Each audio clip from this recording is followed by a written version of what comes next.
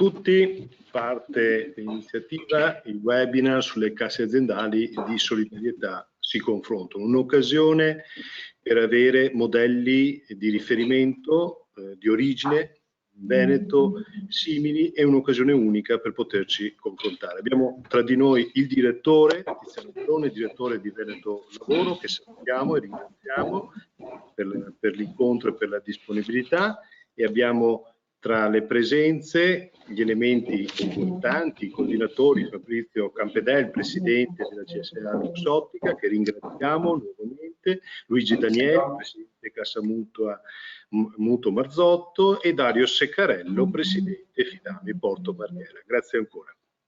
Quindi apriamo la giornata, anzi i momenti assieme, con l'intervento del direttore, dottor Tiziano Barone. Prego.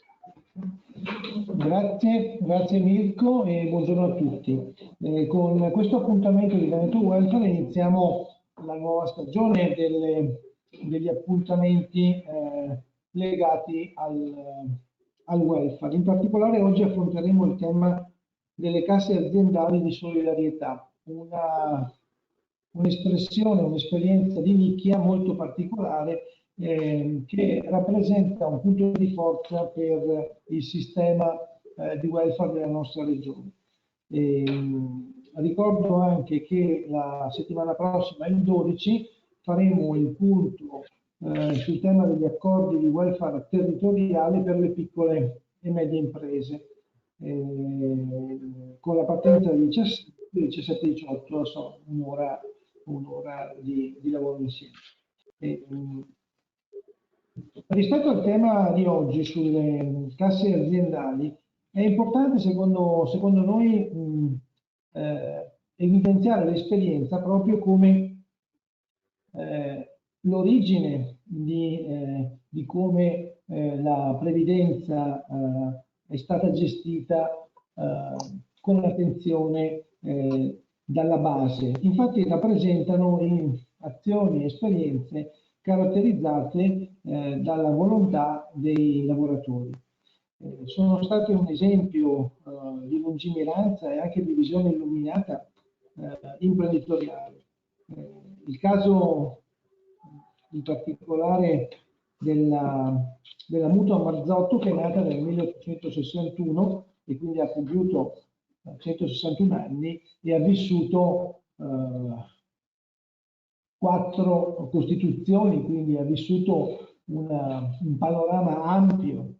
È interessante l'esperienza proprio perché mette in luce l'azione che proviene dal basso dai lavoratori.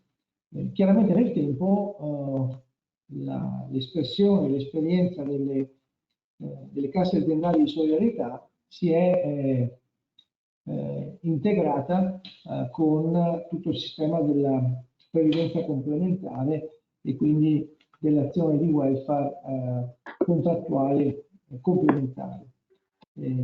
A questo proposito, nell'ambito dell'azione di Veneto Welfare, ricordiamo che siamo arrivati alla definizione ormai operativa dei sistemi di accreditamento per quanto riguarda le attività legate alla previdenza complementare, integrativa, alla sanità integrativa, sempre contrattuale, a tutta la partita legata ai fondi bilaterali e la quarta gamba riguarda invece tutto il complemento delle azioni di welfare all'interno del quale troviamo sia il welfare aziendale che il welfare territoriale. Quindi con questi 4 ambiti di accreditamento abbiamo iniziato a mettere ordine alla presenza del sistema dei vari attori e delle varie esperienze nel sistema di welfare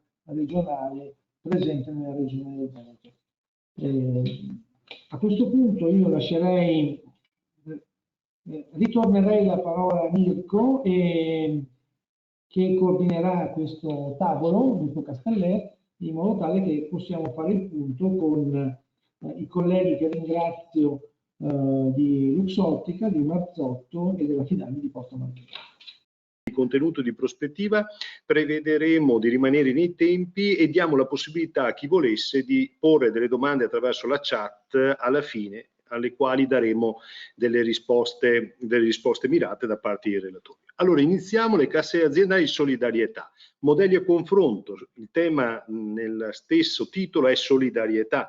Siete stati l'esempio, storicamente, i primi a sviluppare quello che oggi viene definito il welfare del territorio, il welfare aziendale e il welfare territoriale, nei periodi in cui non si parlava ancora di previdenza e di assistenza. Però la necessità che nasceva dalla vocazione illuminata di alcuni imprenditori nel territorio e delle parti sociali all'interno di quell'impresa ha dato vita alle vostre realtà.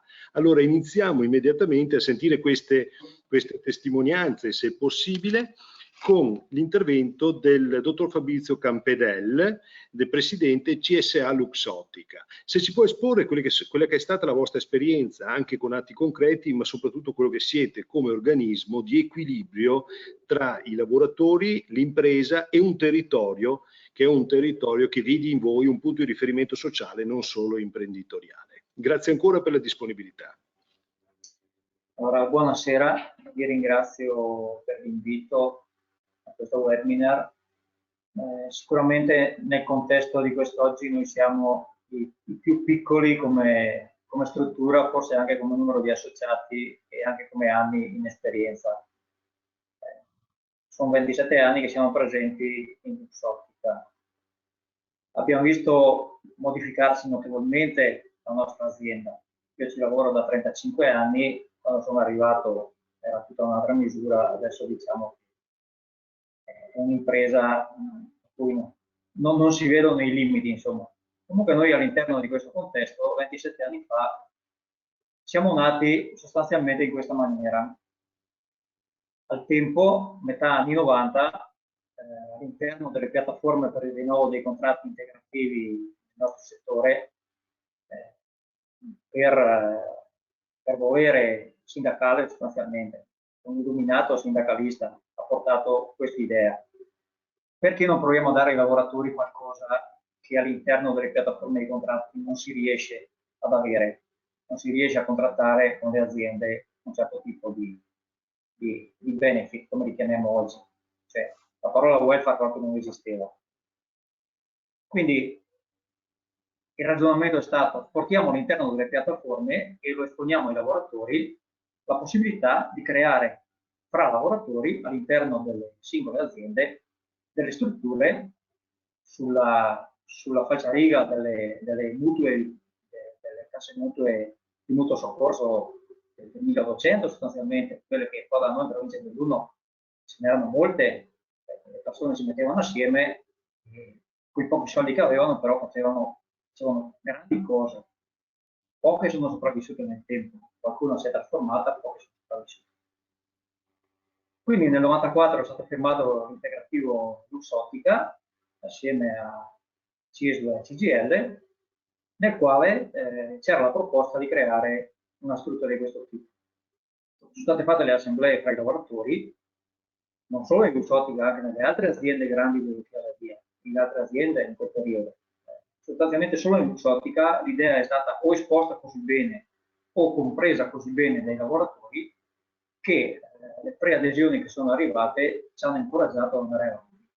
Quindi a quel punto si trattava di studiare un po' se attorno a noi nel Veneto sostanzialmente c'era già qualcosa di simile. L'ispirazione al primo statuto, per dirla in tutta onestà, è arrivata dalla Cassa Mutuale, perché lì si è andati a guardare un po' al tempo quello che facevano, come lo facevano. Ovviamente noi partendo da zero dovevamo partire in maniera un po' più tranquilla, non avendo niente alle spalle. Però l'ispirazione è arrivata là. Il nostro è stato un vero esempio di welfare contrattato con l'azienda, perché l'azienda è da principio. Noi siamo partiti con Agordo, Censenighe e Sedico, poi ci siamo allargati nel corso degli anni a Federoba, Lauriano, Felice Torino, Sedico abbiamo fatto stabilimenti, quindi siamo arrivati alla quasi totalità dei dipendenti di Luxottica. Anche se in realtà l'azienda sta crescendo costantemente, sta acquisendo costantemente sempre nuove aziende che arrivare trovare ovunque, inseguire l'azienda sarà praticamente impossibile. Comunque noi di fatto 31 dicembre del 2021 avevamo 2.618 associati e quasi 3.000 familiari a carico collegati agli associati che beneficiano delle stesse prestazioni. Quindi noi da statuto, fin da principio, è stato scritto in maniera estremamente chiara le finalità della nostra cassa, quali devono essere. Raccogliere delle risorse per poter dare un beneficio agli aderenti per le spese correnti, ma soprattutto conservare un fondo dedicato, un consistente fondo dedicato per poter far fronte, nel caso di richiesta, a eventi imponderabili che possono capitare nella vita delle famiglie e nella vita delle persone. Noi li abbiamo sempre definiti interventi straordinari appunto per il fatto che la straordinarietà è stata poi definita nel regolamento specifico che norma questo tipo di erogazioni, e sono veramente le sfortune che nessuno di noi vorrebbe avere nella vita, insomma. E ci eravamo preparati per andare incontro anche a questo tipo di eventi, ovviamente. Dopo in realtà la maggior parte del nostro lavoro si fa con tutte le altre prestazioni che noi abbiamo nel pacchetto offerto agli iscritti. Comunque l'andamento netto delle nostre iscrizioni nel corso del tempo è stato soddisfacente e costante, ma molto più lento di quello che ci potevamo aspettare se rapportato alla crescita mostruosa che ha avuto l'Usotica in 25 anni. Cioè, l'azienda è diventata una cosa notevolissima. Poi bisogna anche dire una cosa: nel nostro statuto noi abbiamo sempre dato la possibilità di aderire ai lavoratori con contratto diretto di Usotica. Nel momento in cui l'azienda, per decenni, da quando c'è stata la possibilità, si è servita di lavoratori interinali, agenzie di lavoro interinale, quindi quelli di fatto non sono lavoratori diretti, quindi per noi non è possibile farli iscrivere. Comunque siamo abbastanza soddisfatti delle nostre iscrizioni. Poi noi abbiamo tante regolette, come dicevo prima fuori onda, ci siamo un po' ispirati agli altri all'inizio, però poi abbiamo perso questa strada che poteva servirci forse per qualcosa. Ci siamo messi delle regole all'inizio per cercare di avere una certezza nelle risorse, per poter avere dei bilanci un po' solidi e certi, no? Quindi una cosa che può anche sembrare strana, ma ha sempre funzionato per fidelizzare e mantenere i soci attaccati a noi. Abbiamo detto: tu ti iscrivi, però se te ne vai, l'iscrizione è libera, però la revoca è definitiva. Quando te ne vai non puoi più rientrare. Pensaci bene. Per tanti anni è stato così. Poi a un certo punto ci siamo ammorbiditi, ci siamo rabboniti un attimo, abbiamo detto: cambiamo la regola, facciamo rientrare se uno cambia idea. Comunque questo è servito per mantenere iscritte tantissime persone. Abbiamo avuto un brusco stop nelle iscrizioni recentemente, negli ultimi 24 mesi, perché c'è stata un'iniziativa aziendale, un incentivo all'esodo massiccio, per cui abbiamo visto centinaia di lavoratori uscire dal mondo del lavoro approfittando dei contributi che gli venivano dati, e per tutti questi molti erano i nostri soci delle prime iscrizioni, dei primi anni. Nonostante noi abbiamo la possibilità di mantenere iscritti pensionati, però pochissimi hanno approfittato di questa opportunità. Quindi ci siamo persi per strada tantissimi soci. Abbiamo estrema difficoltà nel coinvolgere i giovani nella nostra iniziativa. Noi abbiamo solo il 3,1% dei soci che ha meno di 30 anni e solo il 15,3% è fra i 30 e i 30. Quindi si interessano a noi lavoratori quando hanno già maturato delle convinzioni, un po' di solidità, hanno una famiglia, quando hanno spese e figli. Il numero di familiari collegati ai nostri soci nell'ultimo ventennio è quintuplicato. Noi abbiamo la maggior parte dei soci che sono donne, ma comunque rispetto alla realtà aziendale la maggior parte sono donne. E l'età media dei nostri iscritti è abbastanza elevata, 47,5 anni. Quando siamo partiti era 35 anni. Quindi sta invecchiando il parco soci, i giovani non si riesce a convincerli che è una buona opportunità. Per cui ci troviamo di fronte a qualcosina da rimodulare. Bisogna anche dire che il fatto è cambiata molto la mentalità delle persone. Quando siamo partiti, il concetto di solidarietà nei confronti degli altri era fondamentale. Tanti si sono iscritti e hanno usufruito pochissimo delle prestazioni offerte in questi anni, sapendo che comunque si faceva solidarietà nei confronti degli altri colleghi sportivi. Adesso la finalità di iscrizione è prettamente utilitarista. Se mi iscrivo, so quanto pago, so quanto posso avere e cerco di averlo prima possibile. E questo non va bene, perché i bilanci non funzionano bene così. Le nostre prestazioni chiaramente sono aumentate in maniera notevole, direi, nel corso degli anni. Siamo partiti con pochissime spese sanitarie, prestazioni sanitarie, e quelle le abbiamo comunque mantenute anche ora, nonostante da un decennio ci sia anche il pacchetto welfare di Luxottica che ha una polizza sanitaria.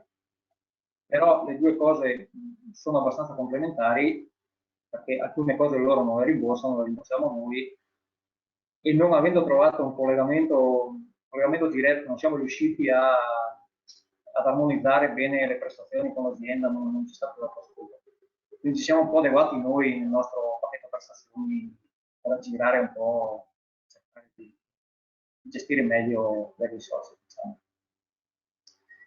E a parte la parte sanitaria, diciamo semplice, spese sanitarie, il nostro orgoglio sostanzialmente in questo momento, anche la nostra debolezza, sono tutte le altre prestazioni che abbiamo messo in campo in questi anni.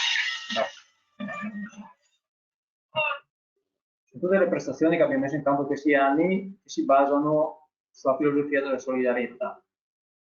Noi utilizziamo l'ISEE come metodo di misura per le richieste ai nuclei familiari, chiaramente risorsa maggiore ai nuclei più disagiati.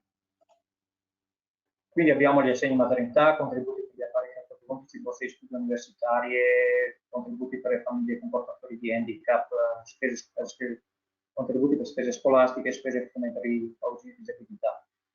Queste prestazioni sono molto richieste, troppo richieste ormai, e sono diventate la nostra debolezza perché noi ci siamo sempre affidati sui numeri, la costanza nei nuovi soci che arrivavano e la capacità nel gestire i bilanci che ci è andata bene per tutti questi anni. No? Ora, in buona sostanza, stiamo erogando anche troppo in rapporto a quello che facciamo pagare agli aderenti. Stiamo infatti facendo una profondissima riflessione su tutto il pacchetto prestazioni, sui familiari, su tutta un'altra serie di tematiche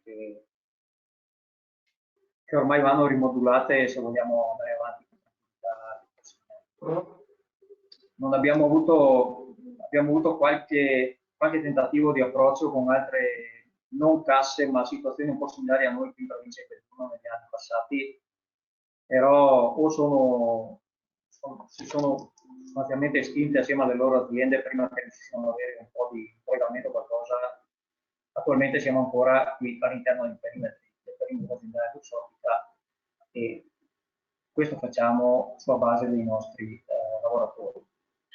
Ecco, in questo, se ci permette, dottor Capitelli, in questo noi vediamo chiaramente la capacità da parte vostra di sostenere spese sanitarie, casi di malattia lunga, perché lei li ha citati nel suo intervento, la vicinanza ai figli, ho visto nel vostro statuto, nei vostri servizi, anche la vicinanza ai percorsi universitari, per non parlare poi, ho visto anche le spese funebri e la gestione eventualmente dei disabili. In questo è necessario che noi portiamo anche altri modelli di riferimento e da qui passiamo subito la parola al dottor Dario in questo caso qua il dottor Luigi Danieli come riferimento, come ulteriore esempio di un'altra cassa, ma soprattutto emerge chiaramente come i giovani si debbano avvicinare, perché mi sembra che una delle difficoltà che giustamente Campanella ha sottolineato è che i giovani non si avvicinano o avete difficoltà insomma al coinvolgimento delle nuove generazioni. Sembra quasi che la sfiducia sotto i colpi della pandemia, della guerra, delle situazioni difficili che stiamo vivendo, non porti a investire sul futuro. Però le vostre casse insomma ne hanno passate di anni e di confronti, e penso che siate un esempio di come dando fiducia a un sistema territoriale si riescono anche a superare situazioni difficili. Ecco, prego Luigi Danieli. Buonasera a tutti, ringrazio Veneto Lavoro per l'invito, ringrazio anche Luca Romano per aver pensato alla Cassa Mutua Marzotto e saluto nuovamente i miei colleghi presidenti di Lussottica e di Fidami. Allora, per quanto riguarda la Cassa Mutua Marzotto, nata con finalità mutualistiche e solidali nel 1866 e tuttora persegue questi obiettivi.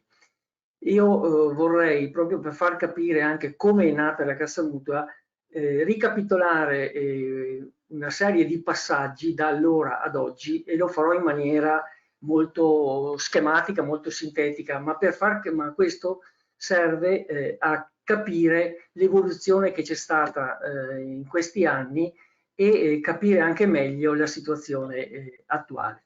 Come dicevo prima, la Cassa Mutua Marzotto nasce nel 1866, quindi più di 150 anni fa, nasce come società del mutuo soccorso voluta da Gaetano Marzotto, che è fondatore dell'omonima azienda tessile di Valdagno, che sostanzialmente, chiedendo pochi centesimi ai lavoratori e contribuendo in maniera maggiore da parte dell'azienda, costituisce un fondo per tutela in caso di bisogno dei lavoratori dipendenti degli stabilimenti della Marzotto di Vicenza, e indirizza queste tutele sostanzialmente in tre direzioni.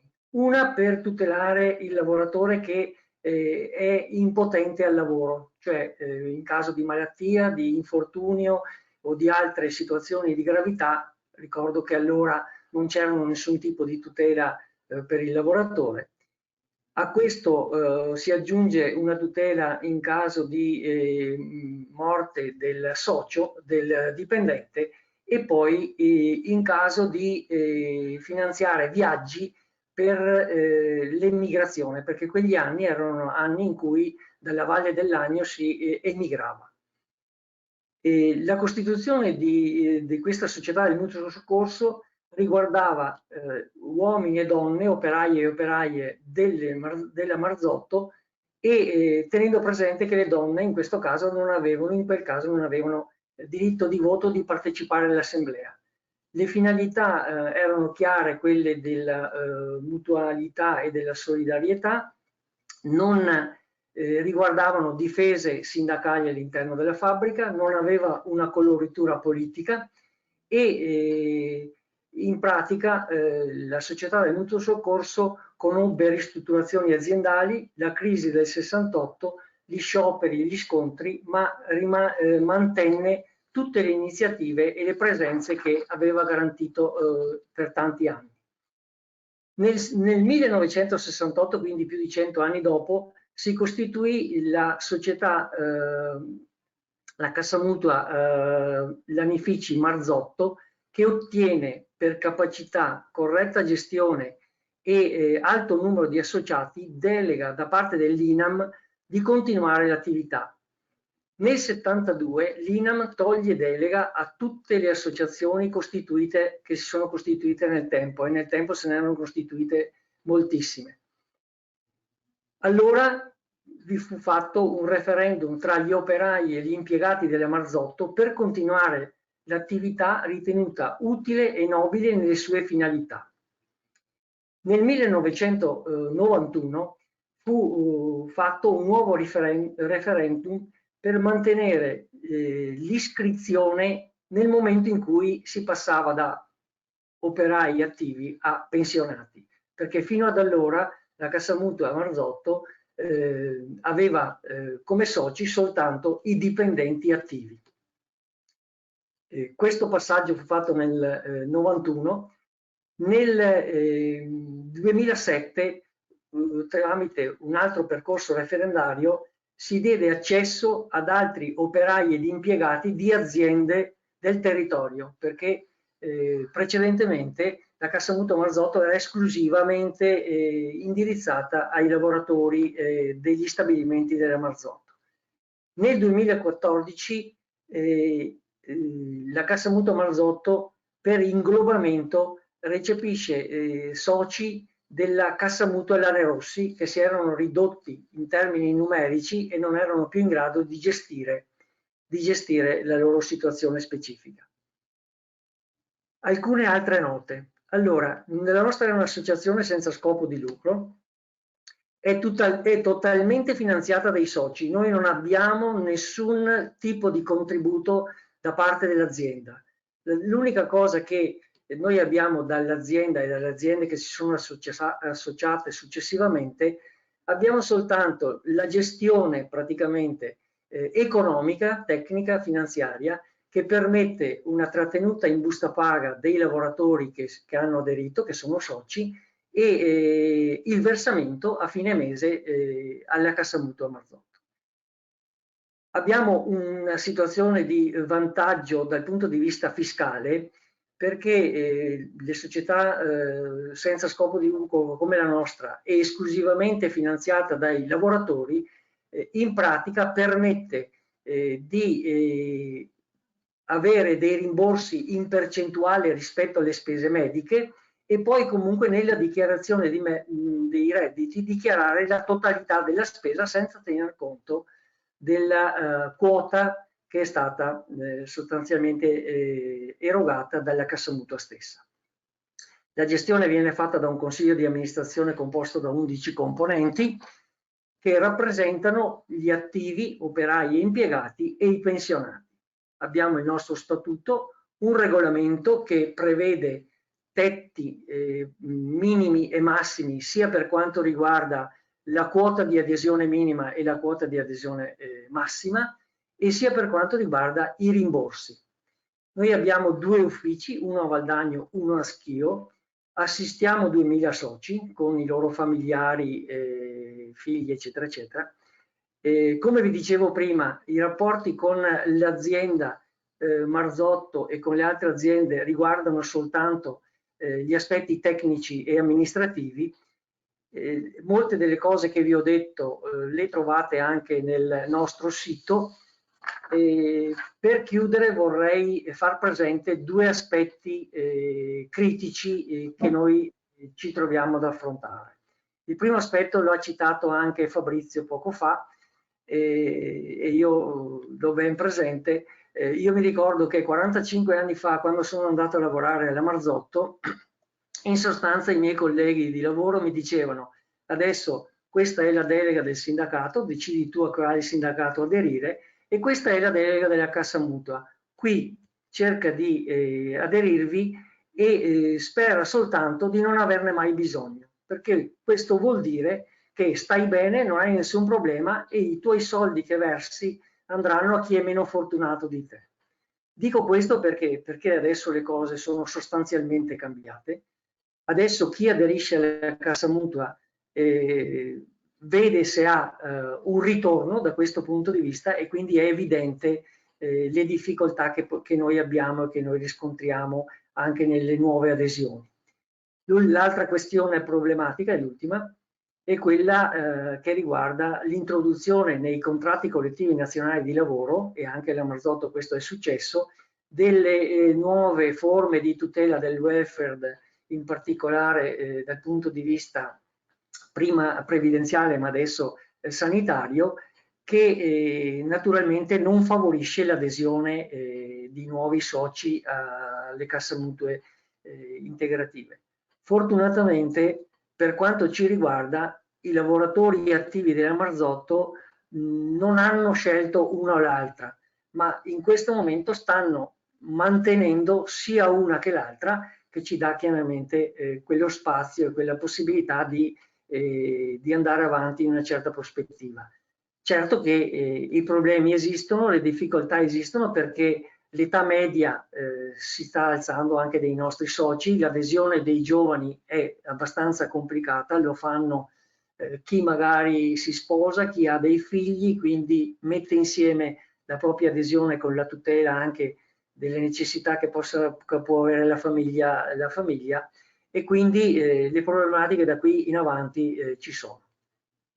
Grazie ancora Luigi Danieli, presidente Cassa Mutua Marzotto, una cassa storica, probabilmente la più storica esistente in Veneto, soprattutto perché ha fatto emergere chiaramente come la previdenza non può essere gestita con la fantasia, ma è una cosa molto seria, frutta di scelte razionali e oggettive che vivono anche delle congiunture storiche. Soprattutto esiste poi un tema di adesione volontaria e quindi in qualche modo la non obbligatorietà e la possibilità di scegliere è sempre stata una degli elementi che si sono difesi all'interno, come dicevamo prima, di una lungimiranza illuminata da parte di chi ha inventato il modello e di chi ha poi saputo gestirlo. E non ultimo, è piaciuto tantissimo il concetto di i consigli dei colleghi storici, cioè il tema qui è la fidelizzazione poi dei dipendenti, perché questo è l'elemento con il quale avere uno strumento a disposizione ma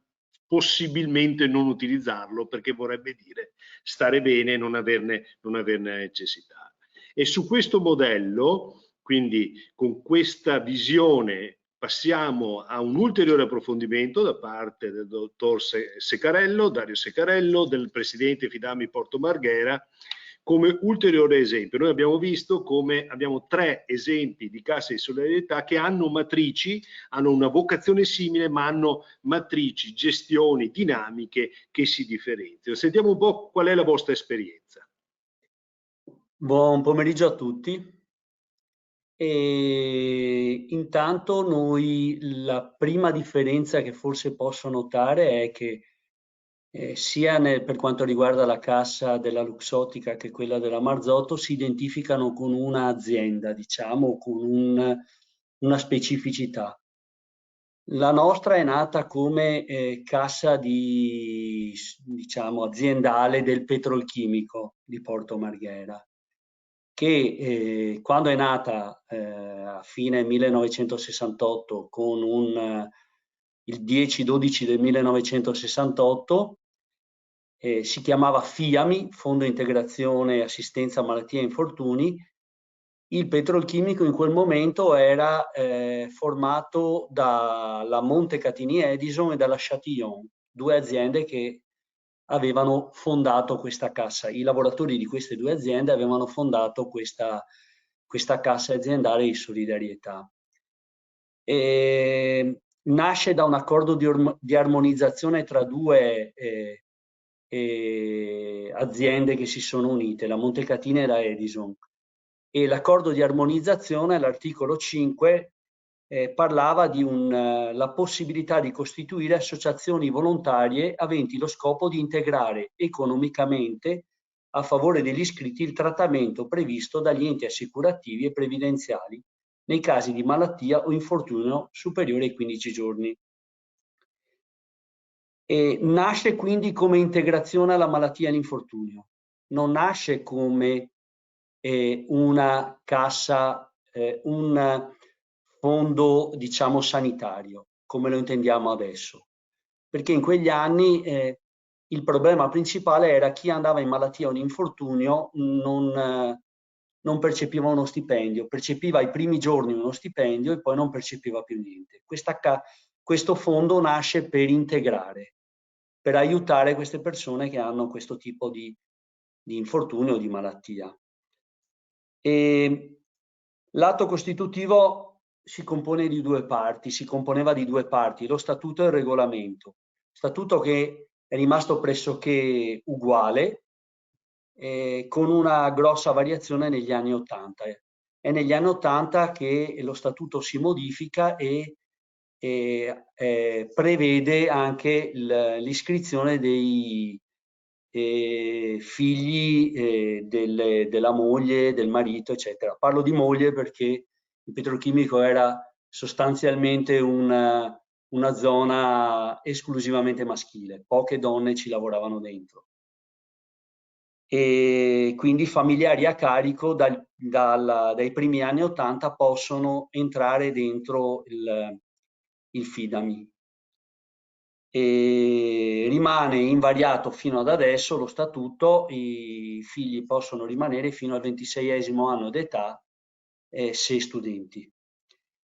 Il regolamento invece è quello che è cambiato negli anni, perché il primo regolamento del 68 parlava di rimborsava anche le cure termali, che è una pratica che poi si è andata a estinguere. Si lavorava in una fabbrica chimica, le condizioni di lavoro erano molto particolari, malattie respiratorie erano all'ordine del giorno e quindi il fondo si preoccupava anche di questo. E ci sono stati tantissimi cambiamenti dal 68 ad oggi. La fabbrica non è, il petrolchimico non è più stato uguale, si è spezzettato, si è diviso, sono diventati molti soggetti, prima era un unico soggetto Eni, poi sono diventati una serie di soggetti, non è più identificabile in una realtà unica, ci sono tante realtà. E noi come il Fidami, le nostre quote associative sono una parte da contratto collettivo nazionale di lavoro, sono 165 euro che ci vengono direttamente dal contratto collettivo nazionale di lavoro, e poi una parte in percentuale è versato dai soci e dai familiari a carico. Dal terzo familiare a carico in poi, quindi terzo familiare, quarto familiare a carico, c'è una cifra fissa. E oggi il Fidami è un fondo territoriale, quindi inserito all'interno di questo petrolchimico, ha una serie di aziende, ci partecipano aziende del gruppo Eni, il consorzio che gestisce i servizi, altre aziende chimiche, aziende che fanno anche logistica. Sono tutte aziende che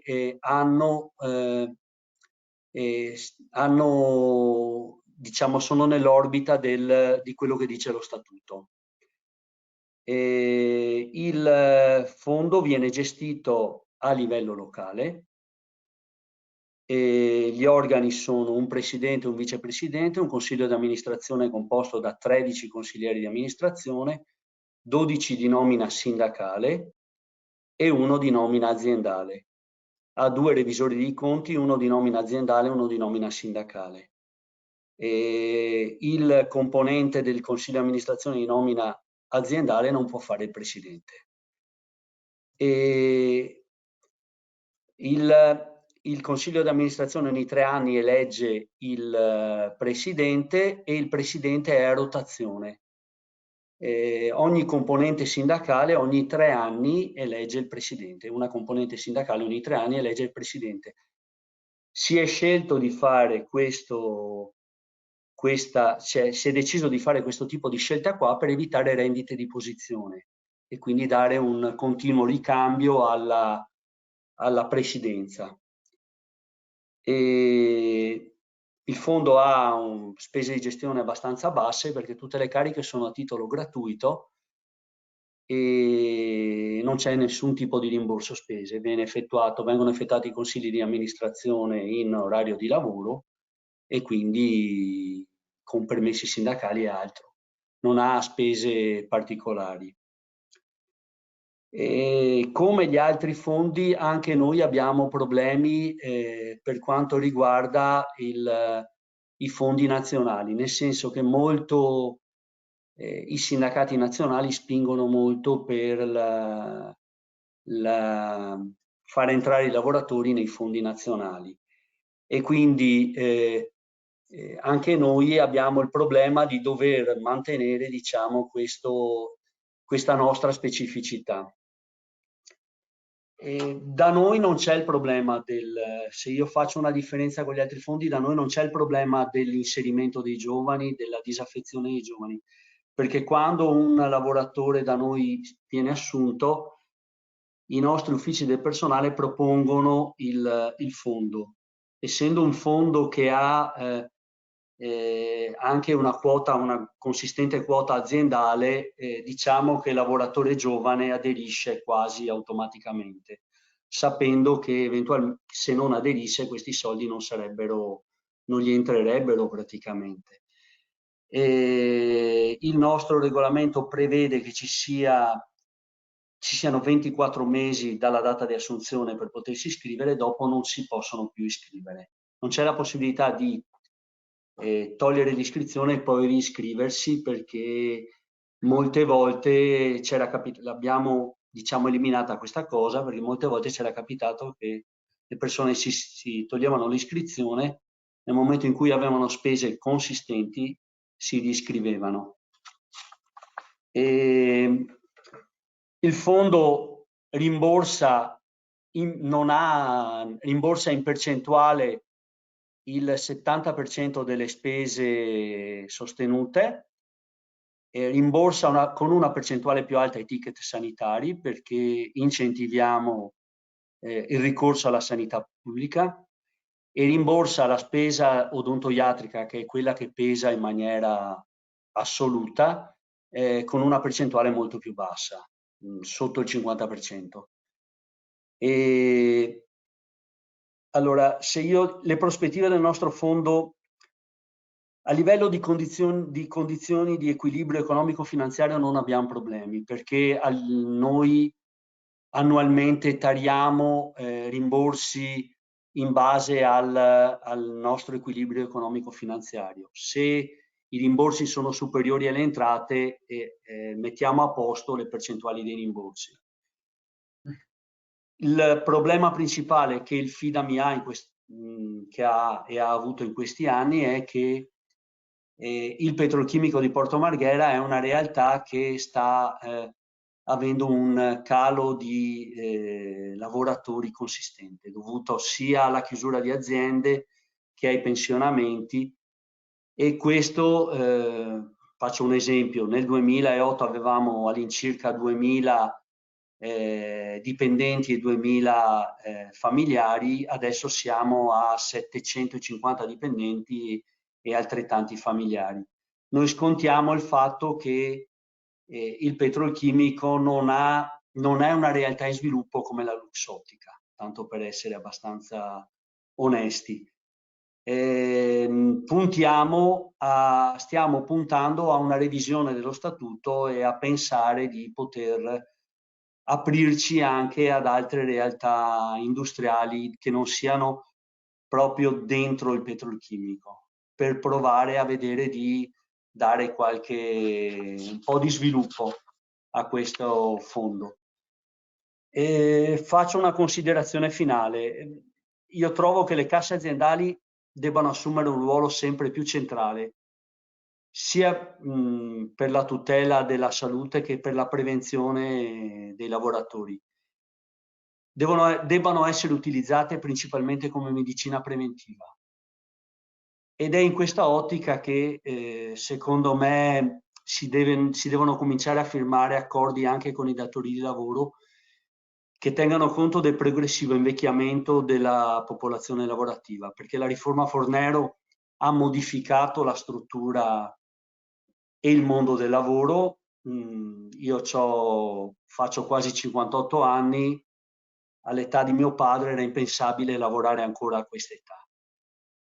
E bisogna sensibilizzare quindi le aziende e i giovani all'importanza di questo secondo pilastro della sanità, e penso che sia compito fondamentale delle casse aziendali farsi conoscere all'esterno. Io ringrazio Veneto Lavoro che ci fa conoscere, perché penso che lo sviluppo della sanità integrativa sia uno dei principali strumenti atti ad aumentare il livello di tutela di un bene primario, che è quello della salute, e che è sia un bene individuale che patrimonio collettivo. Grazie mille. Grazie a lei, grazie Dario Saccarello, soprattutto per gli spunti che sono stati dati. A me ha colpito molto nel suo intervento, ma soprattutto in interventi anche che ci sono stati prima, un passaggio. Sembra quasi che la vostra attività, mi sembra che uno statuto tra l'altro tra le vostre casse sia anche citato, avvenga sempre con una sorta di silenzio.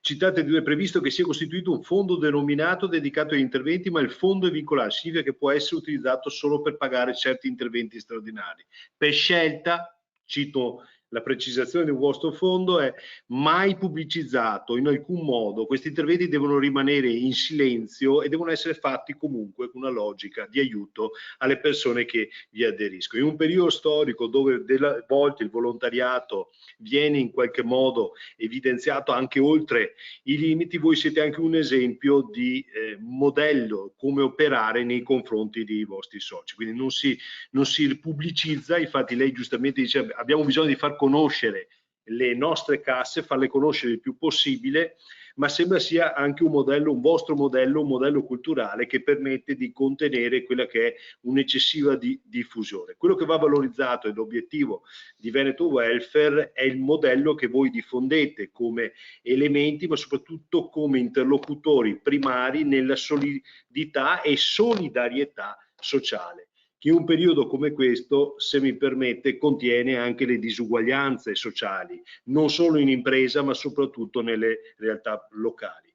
Mentre controlliamo eventualmente se ci sono delle domande, invito chi vuole fare domande di precisarle sempre all'interno della chat, chiedo anche al dottor Luca Romano di prepararsi per le parti conclusive, mi permetto di fare un ponte velocissimo verso l'iniziativa del 12 che è prevista oltre a questo webinar il 12 di maggio, dove lì di fatto parleremo di accordi di welfare territoriale, ma è in qualche modo un modello di casse aziendali che esisteva anche nelle piccole imprese, perché la vostra logica mutualistica caratterizzata all'interno delle grandi aziende si concretizzava poi nel territorio con quelle micro iniziative storiche di casse rurali, casse di aiuto, sostegni, banche di credito cooperativo che sono state la forza di un certo territorio e la vicinanza in quel momento senza grandi gridi, senza grandi allarmi di quella che era la necessità e la vocazione di un territorio come è stato il territorio del nord-est.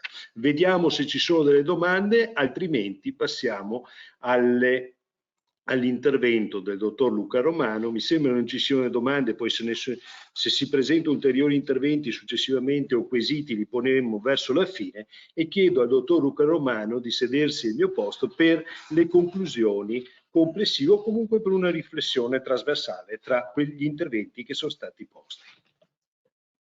Buonasera, ma io diciamo, ho pensato i mesi scorsi insieme a Mirko Casteller questa iniziativa proprio per le parole che ha detto alla fine, cioè voi siete diciamo così degli esempi di welfare solidale molto radicato, molto integrato, con diciamo una etica dell'azione non gridata, non pubblicizzata, che assolve di fatto a una funzione che è prevista più guardando al futuro che semplicemente al passato, cioè il fatto che il destino del welfare è sempre più importante.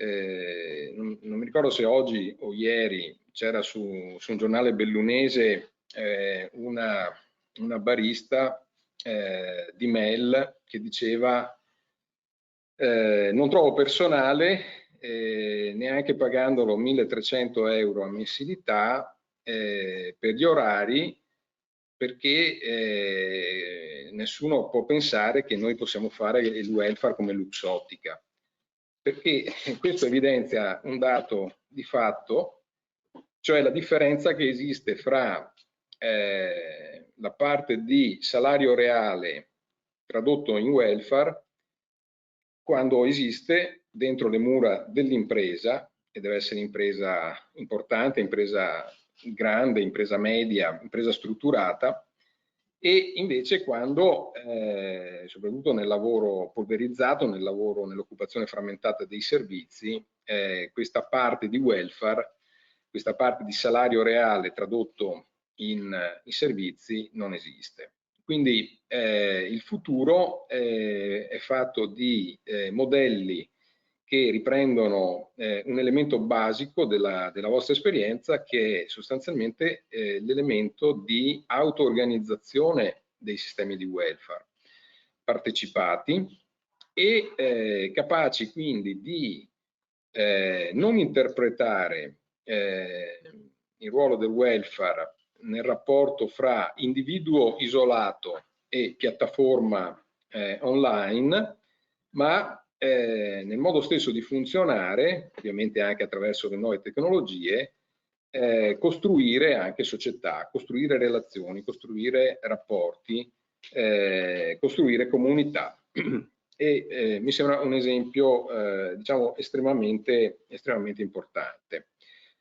Poi dalle vostre parole è emerso un aspetto che è ulteriormente problematico dal punto di vista, diciamo così, della prospettiva delle soluzioni da adottare. Cioè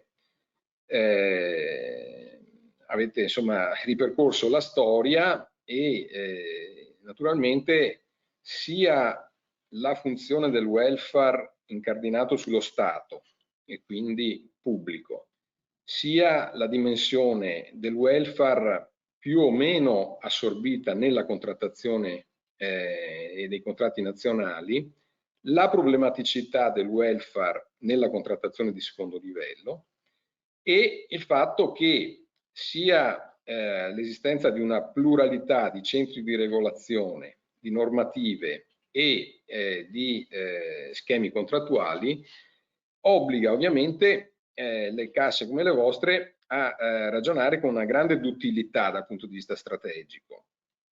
Conoscendo il caso Marzotto e il caso Luxottica un po' più approfonditamente, oggi ho sentito per la prima volta appunto Fidami, vedo che probabilmente nel caso di un gruppo industriale in fase espansiva, in fase crescente, con un forte trend anche di ricambio occupazionale non declinante, quindi Luxottica, la prospettiva di un radicamento interno rimane un obiettivo, no, di grande significato, penso, Fabrizio.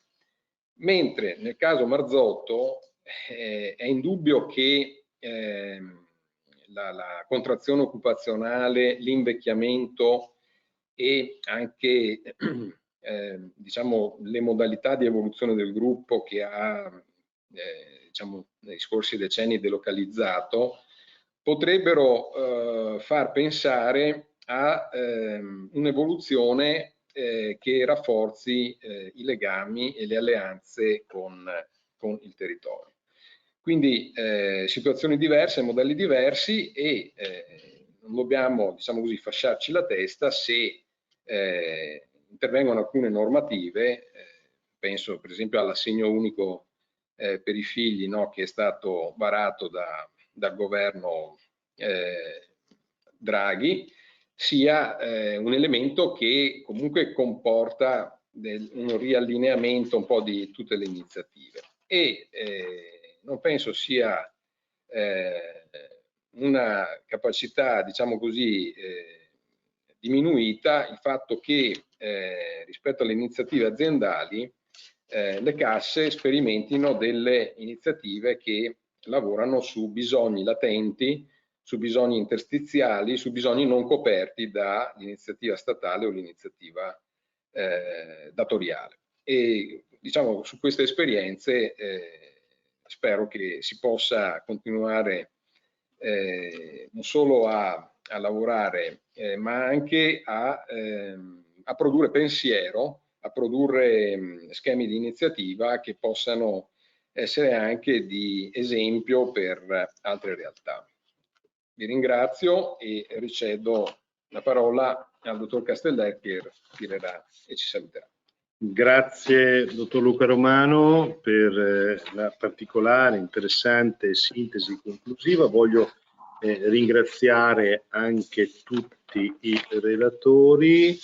Non mi sembra, non ci sono domande, non ci sono quesiti, siamo perfettamente nei tempi. Il nostro lavoro non finisce qui, perché come Veneto Welfare ci rincontreremo anche con voi che avete dato la vostra disponibilità in questa oretta di confronto, perché il tema delle casse di solidarietà a noi interessa molto come modello di riferimento storico. Ringraziamo quindi il Fabrizio Campedel, presidente CSA Luxottica, Luigi Danieli, presidente Casamuto Marzotto, Dario Seccarello, presidente Fidami Porto Marghera. Ringraziamo per la vostra partecipazione, ricordiamo a tutti coloro che ci stanno seguendo, il prossimo appuntamento previsto per il 12 di maggio. Il tema in quella occasione sarà un tema più vicino alle microimprese, alle piccole imprese del territorio, sono gli accordi di welfare territoriale per le piccole imprese. Sarà sempre un'apertura del dottor Tiziano Barone, direttore di Veneto Lavoro. Ci sarà il coordinamento dell'avvocato Silvia Cavalarin, coordinatrice dell'unità operativa Veneto Welfare. Ci sarà un intervento del dottor Ferruccio Righetto e un membro del comitato tecnico Veneto Welfare e una serie di testimonianze sempre di imprese che porteranno la loro esperienza dei modelli di accordo di welfare territoriale frutto della contrattazione di secondo livello in Veneto. L'attività di Veneto Welfare continua, non ci fermiamo con osservatorio, academy, accreditamento. Grazie ancora per la partecipazione e vi salutiamo e ci rivediamo il 12 maggio in quella che noi abbiamo chiamato la stagione del welfare, con possibili altri incontri che ci saranno sicuramente da settembre in poi. Grazie e buona serata a tutti. Grazie a voi. Grazie a tutti. Grazie.